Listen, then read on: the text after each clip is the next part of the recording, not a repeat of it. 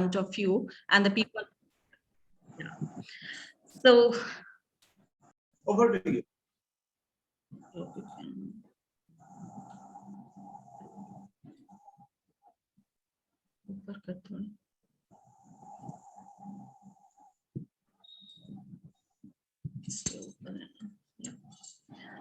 The topic of my presentation is the post-colonial aspect in Raja Roy's Kanthapura.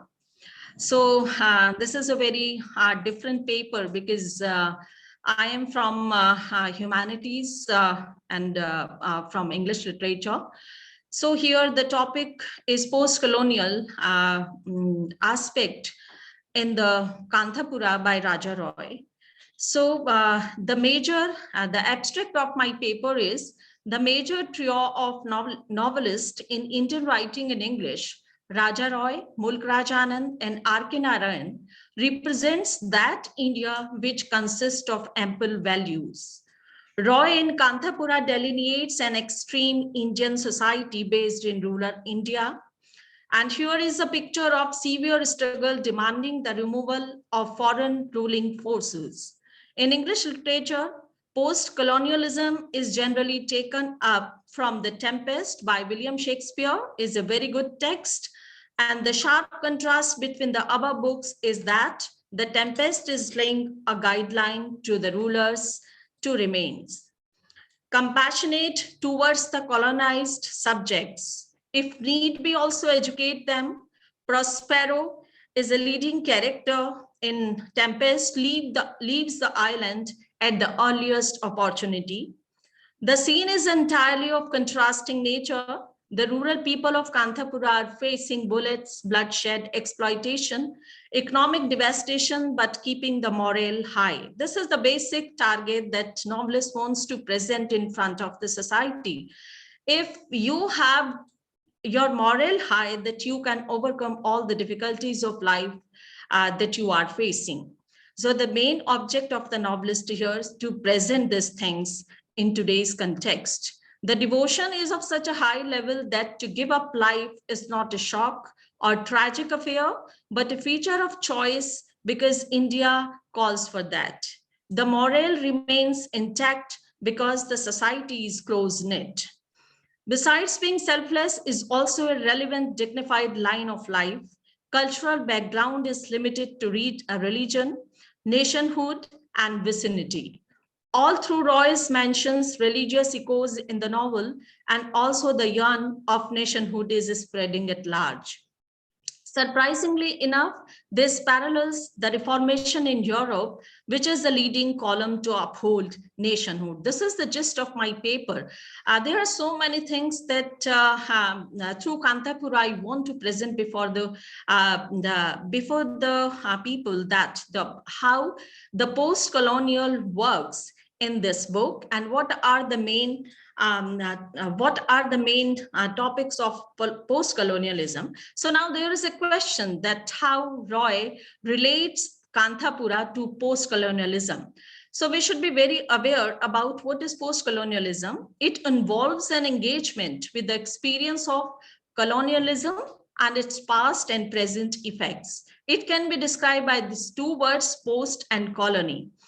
Post means behind and colony refers to investigate of a new land, because after colonialism, now there is a need to investigate a new land. The new, this is basically related to the Reformation, how the people can overcome from the difficulties, hindrances, and the problems they have faced earlier. So the term is sometimes written with a hyphen or sometimes unhyphenated. So it is also a very significant point. Hyphenated denote the period after colonialism, and this time indicates from 1918 to present times. So these are the traits of colonialism, post-colonialism, and why there is a need of post-colonialism. So the first one is human exploitation, purify the society by eliminating the old sovereignty into existence, Reformation like Martin Luther in Germany and Henry in England, raise voice against Pope, against foreign ruler in the novel. So these traits I can be correlated with correlated with this Kanthapura, the same, that human exploitation is very much there. So if we go through the novel, the Murthy is the important and the leading character of Kanthapura. And through this, through his own way of leading a struggle against the British rule, so human exploitation was very much there. And so he tries a lot to give a lesson to the people that if you stand against injustice, so definitely the one day that the future is yours. So this is post-colonialism, and these are the traits of the post-colonialism. Now there is an important question here, that can Raja Roy's Kanthapura be considered post-colonial? There is a question here. So the answer is yes, post-colonial perspective throughout the novel that we can find, and Indian people who are involved in the anti-colonial movements with their great efforts being independence of the country. Not a political novel, but it is a novel which deals with social, religious, economic transformation during the struggle for independence. And the novel deconstructs the pre-established myth of power of foreign ruler. This is the main objective of the novel, and this is the main things that novelist wants to present before the people, that why there is a need of post-colonialism. So that through this novel, the Raja Roy very beautifully explained this term and how he deconstruct the pre-established myth of power of foreign ruler.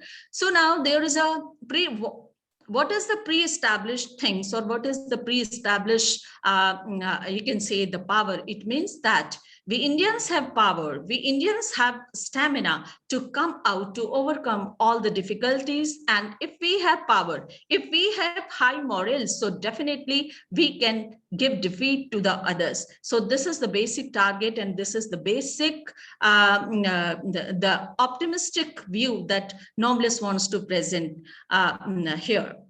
So these are the main characters. Ratna is there. So reformation in such a way that though she is a widow, but she is a young educated woman, and through his education, and she stands against the social norms of the society, being a widow, and gives a helping hand to Murthy. Another one, Narsamma, Murthy's mother, has orthodox outlook. Achakka is a narrator of the story. The Bhatt is a Brahmin, and who is just a very unscrupulous type of a person, is a greedy one.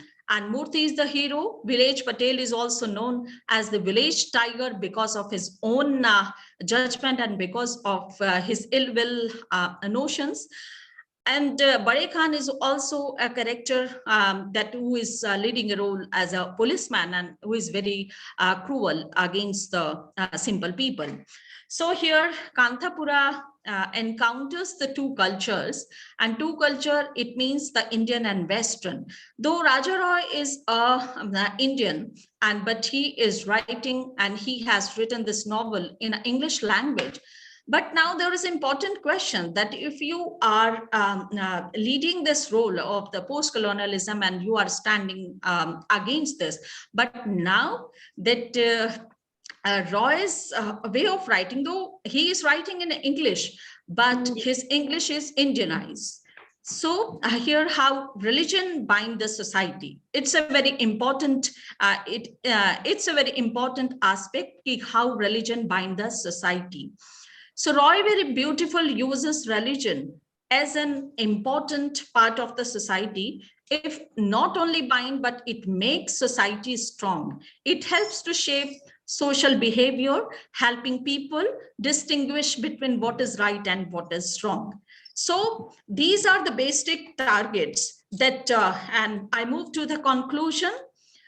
So here, how this novel is related to post-colonialism, and the conclusion in such a way: the exploitation, tormentation, atrocities flung upon the masses on the colonized society is often fictionalized by the writers of the suffering masses.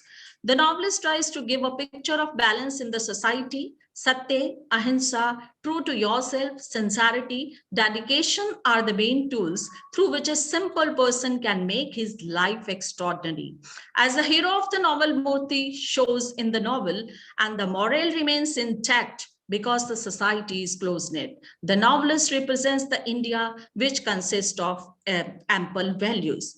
So another basic question here, the what type of the society that novelist wants to depict? So Roy wants to depict the Indian traditional society in the novel, and it is not only a political novel, but it projects the complete picture of that time when India was struggling for independence. So the novel not only echo the political concern, but social, religious, and economic transformation is the way of the novelist. So different ways the novelist wants to give light on human repercussion of the domination and exploitation of colonized people with the efforts of the writers of that time. Social, political, religious awakening took place in 20s and in 30s. 20s, it means 1920s and 1930s.